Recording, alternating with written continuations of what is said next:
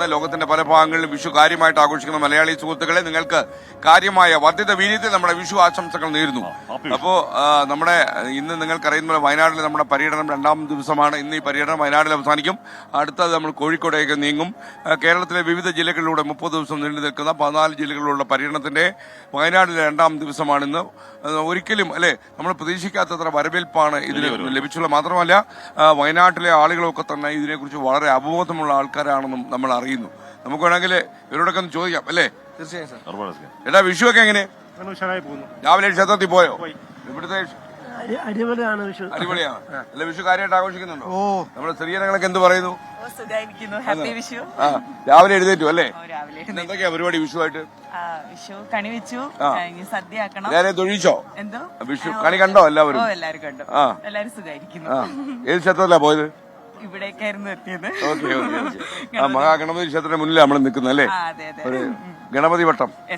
Okay okay. ഒരുപാട് കേട്ടിട്ടുള്ള ക്ഷേത്രം ആദ്യമായിട്ടാണ് എന്റെ മുന്നിൽ വരുന്നത്. ഓക്കെ, സന്തോഷം.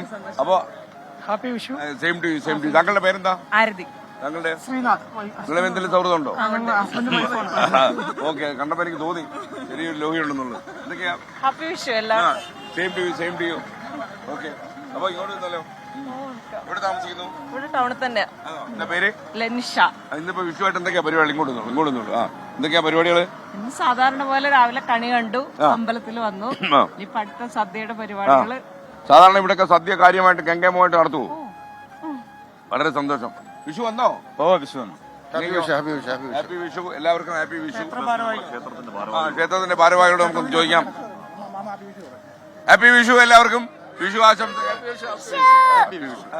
എല്ലാവർക്കും. അങ്ങനെ പേരെന്താ? സുരേന്ദ്രൻ. ക്ഷേത്രം ഭാരവാഹിയാ? ക്ഷേത്ര സെക്രട്ടറിയാണ്. ക്ഷേത്രം ഭാരവാഹികളാണ്. രാധാദേവി മാതൃസമിതി പ്രസിഡന്റ്. ആണോ? വിഷു ഒക്കെ എങ്ങനെ വന്നു? നന്നായി. ഇന്നിപ്പോ സദ്യയൊക്കെ ഉണ്ടാക്കണ്ടേ? അടിച്ചു പൊളിക്കുവോ? സാറിന് കണ്ടിട്ട് വേണം നിങ്ങൾക്ക് വീട്ടിൽ. Okay okay. ഞാനൊരു കണിയായിട്ട് വന്നല്ലേ? ഓക്കെ, സന്തോഷം. ഈ കണി കണ്ടിട്ട്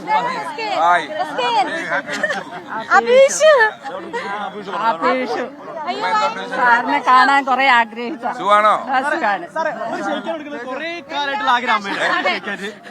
സാറ് കാണാൻ ഭയങ്കര ആഗ്രഹം.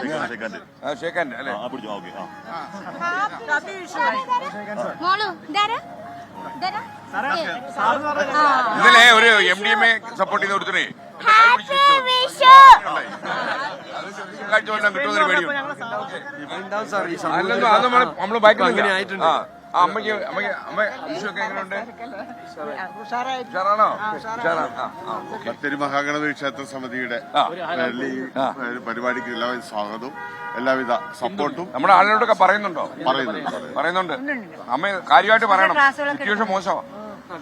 ഓക്കെ, ആയിക്കോട്ടെ ആയിക്കോട്ടെ ആയിക്കോട്ടെ. ഇത് എത്രാമത്തെയാണ്? അശ്വിൻ എണ്ണിക്കൊണ്ടിരിക്കുക എന്റെ കൂടെ ആണെന്ന് കേട്ടോ. ഓക്കെ ഓക്കെ, ശരി ശരി. സന്തോഷം. നിങ്ങളെയൊക്കെ കാണാൻ പറ്റിയത് വളരെ സന്തോഷം. ക്ഷേത്രത്തിലൊക്കെ രാവിലെ ആളുകൾ വന്നോ? ഇഷ്ടം പോലെ ആളുകൾ. എത്ര മണിക്ക് വരും ആൾക്കാർ? രാവിലെ 5 മണിക്ക് മുതൽ വരും. ഇത് വലിയ പ്രശസ്തി ആർജിച്ച ക്ഷേത്രമാണ് അല്ലേ? കേരളത്തിൽ തന്നെ ഏറ്റവും പ്രസിദ്ധി ആർജിച്ച ക്ഷേത്രം. അത് സുൽത്താൻ ബത്തേരി തന്നെ ഒരു അല്ലേ, ഒരു പ്രകൃതിസുന്ദരമായ സ്ഥലമല്ലേ? ചേട്ടന് സംശയമുണ്ടോ? ഗണപതി വട്ടം. അപ്പൊ ബത്തേരിയില് നിങ്ങളെ വന്ന് കാണാൻ പറ്റിയതിൽ വളരെ സന്തോഷം. പ്രത്യേകിച്ച് ക്ഷേത്രത്തിന് മുന്നിൽ വരാൻ പറ്റിയത് ഭാഗ്യം. സന്തോഷം. അപ്പോ നമ്മൾ അടുത്ത പരിപാടിയിലേക്ക് പോട്ടോ? ഓക്കെ, സന്തോഷം. മെക്സവൻ ഇപ്പൊ നമ്മുടെ കൂടെ തന്നെ ഉണ്ട്. തീർച്ചയായിട്ടും. ഇവിടെ മെക്സവൻ കാര്യമായിട്ടുണ്ടോ? തീർച്ചയായിട്ടും. വയനാട്ടിൽ കാര്യമുണ്ട് അല്ലേ? ഇവിടെ വ്യത്യസ്തമായ പരിപാടി ഒന്നുമില്ല. അവിടുത്തെ പരിപാടി തന്നെ. എന്തൊക്കെയാ വിശേഷം?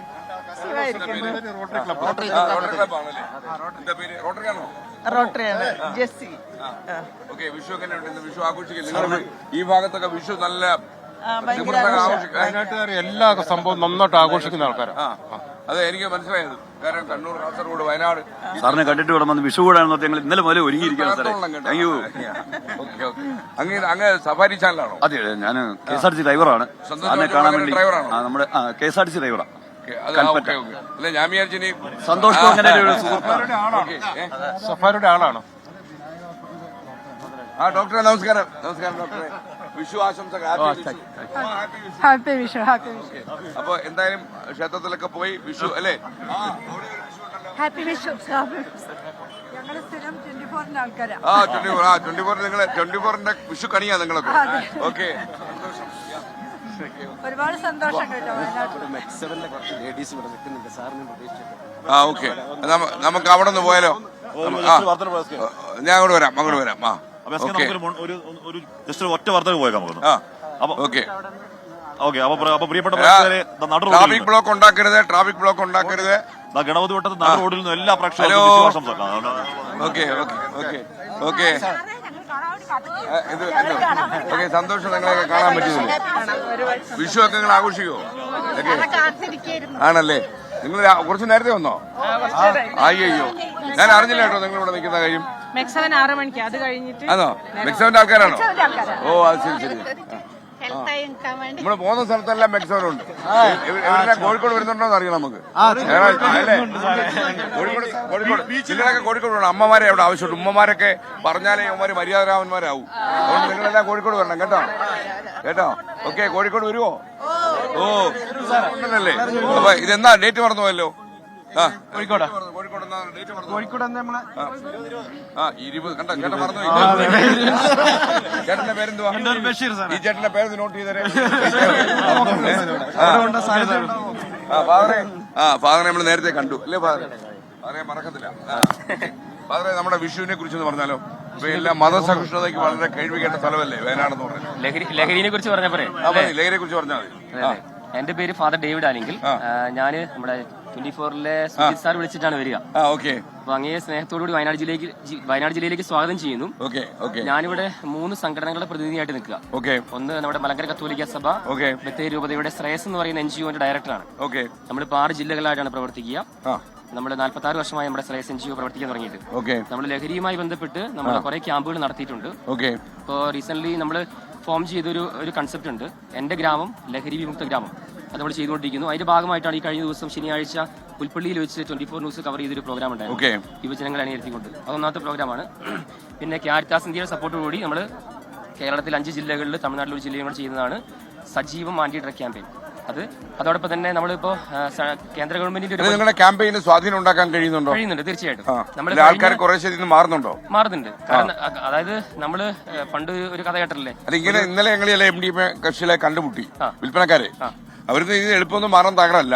കാര്യം എന്റെ വരുമാനം കൂടുതലാണ് അവരുടെ പ്രശ്നം.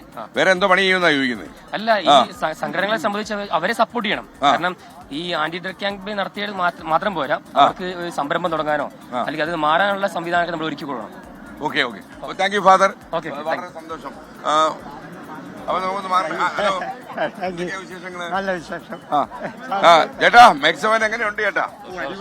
കാലിക്കറ്റ് വരുന്നുണ്ടെന്ന് പറഞ്ഞു അല്ലേ? വരുന്നുണ്ടല്ലോ. എന്താ വരുന്നേ?